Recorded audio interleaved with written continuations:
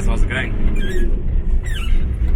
Has anyone else been watching the world economy lately? Been all sorts of things going on. Gold is climbing, especially in Aussie dollars in the last 6 months, 20% or something. It's going up in US dollars, it's gone over 1,500.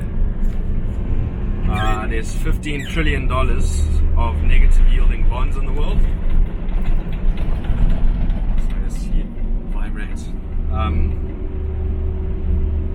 What else?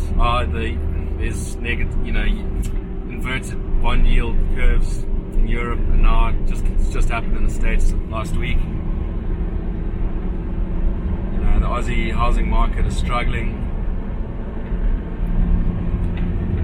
So what I personally think is there's going to be, we're already in a transition phase that'll last a decade maybe. It'll be years and years. It won't be quick, but I reckon we're already in it. With Trump winning in the States and Brexit. Now we've got Boris Johnson. Even Scott Morrison managed to win that election that the polls had suggested Labour had won every poll since the last election. Lo and behold, they lost the election. So yeah, aside from the political, I think the biggest source of unwinding, I think there's going to be an unwinding in politics, in economics, in culture, social interactions and discourse. There's going to be an unwinding in all aspects of life in the West over the next 10 years. Like what's going to be on the other side of that 10 years is going to be very different to life now, and it's going to be for the better. But I think the biggest, or the main domino, like if you get this domino starts falling, all the other dominoes are going with it, and that's the monetary system. And the monetary system in the West has got a long history. But once they got off the gold standard in 71, and now all these currencies are fiat currencies. Come on, don't fucking use the subject, you silly fucker. There you go. Sorry. Right, so all these currencies are fiat currencies now. And it's just allowed credit to be created and expanded, and so money creation fuels consumption, but eventually it's got to be destroyed, and so you create a balance sheet recession in Richard Pugh's terms. And then you got blokes like Steve Keen, who I disagree with a lot, but he's made it pretty clear that credit has to be included in the GDP. That basically it drives GDP. So if you have a slowdown in credit, that's all it takes. You're going to have a recession. And then of course you get blokes like Alistair McLeod recently showed that basically GDP growth is related to credit, is related to government deficits. So this unwinding is going to be very different to, say, the GFC, which is things were left alone until the crash, and then you had the Reserve Bank and the government sort of interfering quite heavily with the recovery, QE and things like that. Whereas this next crash, they're already interfering with things. And it's just going to be interesting, because if it's so easy for governments just to run big deficits. I think the latest deficit in the States was $1 trillion. So if you're running these big deficits, you're going to be adding to GDP. So according to the GDP, there's no recession, but people are going to be hurting. So, and then you got to, banks, central banks have been kicking the can down the road for a while now, and they're going to keep doing that. But do you believe you can just kick the can down the road forever, or do you believe the can's going to hit the wall somewhere? You can kick it against the wall as many times as you want, it's not going to go through the wall. So, you know, I reckon there's going to be interest rates going to zero, and then there's going to be a lot of QE to try and stimulate things, and they might even go into negative interest rates, which is just going to, like, how they're going to do it, it's going to be a mindfuck. But it makes me think, you know, like, so much of our money isn't actually cash. The notes aren't printed. It's just bank deposits. So it might be a situation like they have in Zimbabwe now, where all the US dollars in the banks were taken by the government pretty much, and so people were going to the banks trying to draw money and it wasn't there. So they're limited to $20 a day. So you had to go and line up with everyone else in the country to get your $20 a day. So the solution that government came up with was, oh, well, we'll print some notes called bond notes, and they'll be equal to $1. Of course, in reality, if you want to import a spare part for a truck or whatever, they're not going to take your bond notes. So you have to get US dollars. And then if you've got US dollars, you're not going to just swap them for bond notes. You're going to say, how about I give you $300 and you give me 500 bond notes? And then, of course, you get businesses who won't take bank deposits. So they say, well, our price is either 800 in bank deposits or 600 in bond cash. So now you get this parallel rate between things that are theoretically equal. But, you know, the difference between theory and reality is big. And, you know, given time, that's the sort of situation you could expect in these Western countries. I mean, you know, negative interest rates, you've got your money in the bank, in your bank account, they're going to take some of it every month. So why would you do that? You'd just get cash, wouldn't you? Go to the ATM and print it, you know, get it all as cash and keep it wherever. But obviously there's so much bank deposits and not enough cash, and that's the Aussie government now is talking about limiting cash to $10,000 a day. And if they've done that, they could drop it to 5,000 or to 1,000 or whatever they need to. So you might end up in a situation where there's negative interest rates, inflation, and restrictions on the amount of cash you can take out. You might see people selling $50 notes for $70 in bank deposits.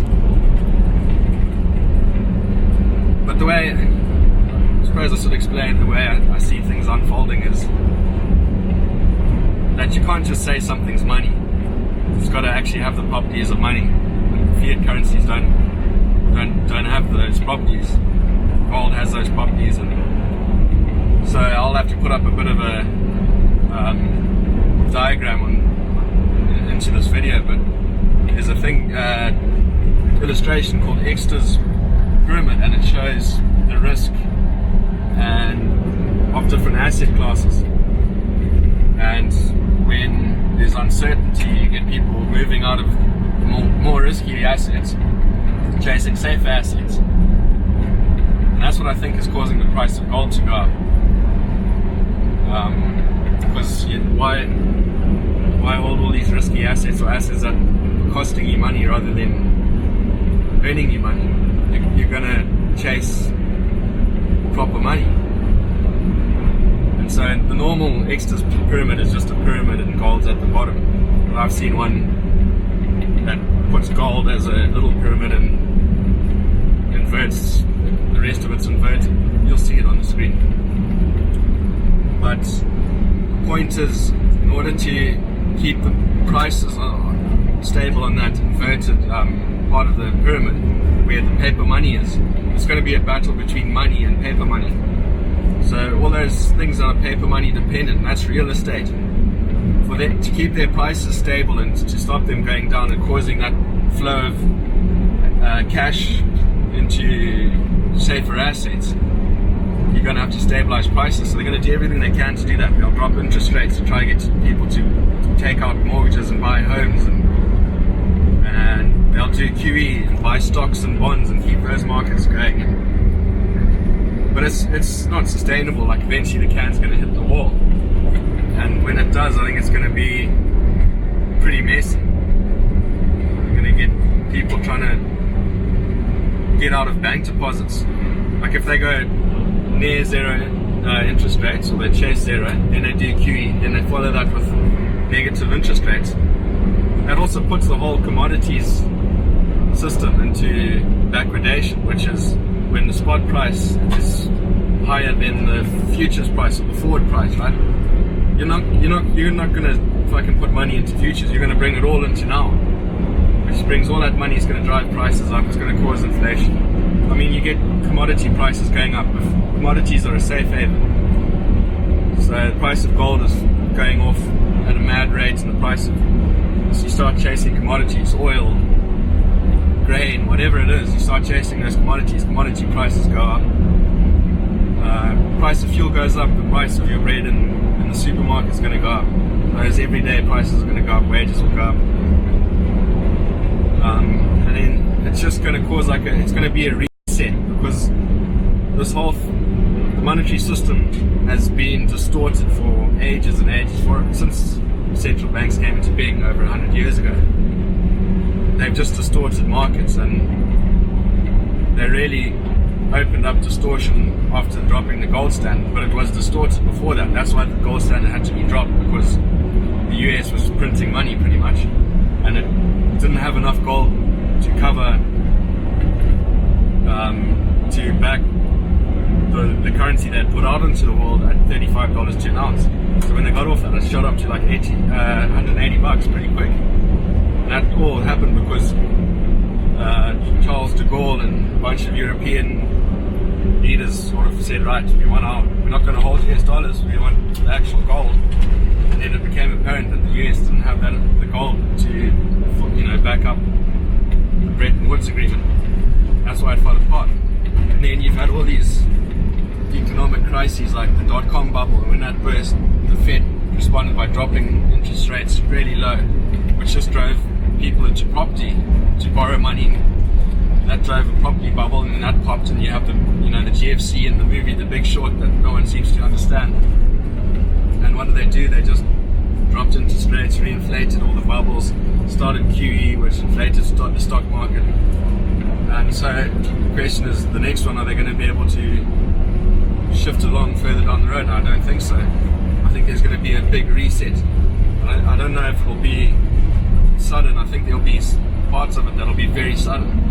I think it's going to be a slow, because the markets are all being manipulated already, so it's not doesn't have that human panic.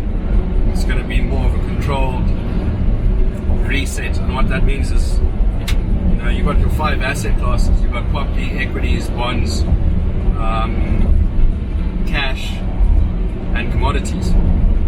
And gold, you could say, is a commodity, but it's the king commodity of all commodities. It's money. It's sound money.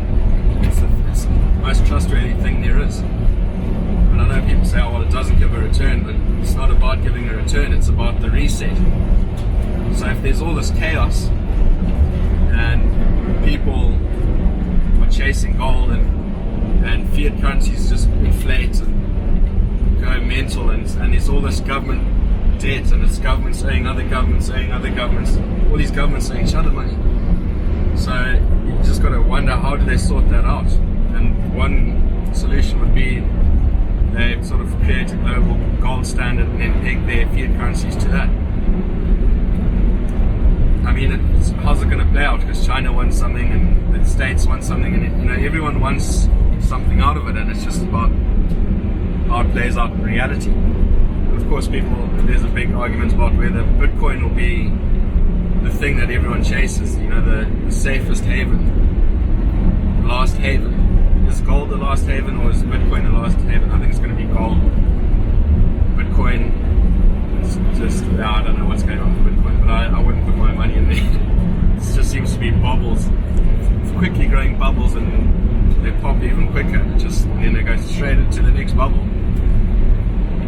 But anyway, I think there's going to be a reset. So if you now look at the ratios of these different asset classes to each other, I think some of those in real terms are going to go up like 2 to 3 times or whatever, 3-4 times in real terms compared to other assets. So property prices of real estate will go to a quarter of what they are now. The bonds will fucking become worthless, I reckon, mostly worthless. And then the governments might do something like default on foreign owned debt, but repay their citizens by printing money. There might be all this modern monetary theory where they pay everyone's debt by selling themselves bonds and then they just cancel that. Because that's what modern monetary theory says. The government doesn't really have to pay back its debts, it can just cancel it. So you might see that playing out. But at the end of the day, yeah, people aren't going to want cash, they're going to want goods and services. You're going to have inflation. I don't know if it'll be hyperinflation like I fucking saw in Zimbabwe, but it'll be inflation. So it's an opportunity, and being on the other side of that's way better than being on this side of it, where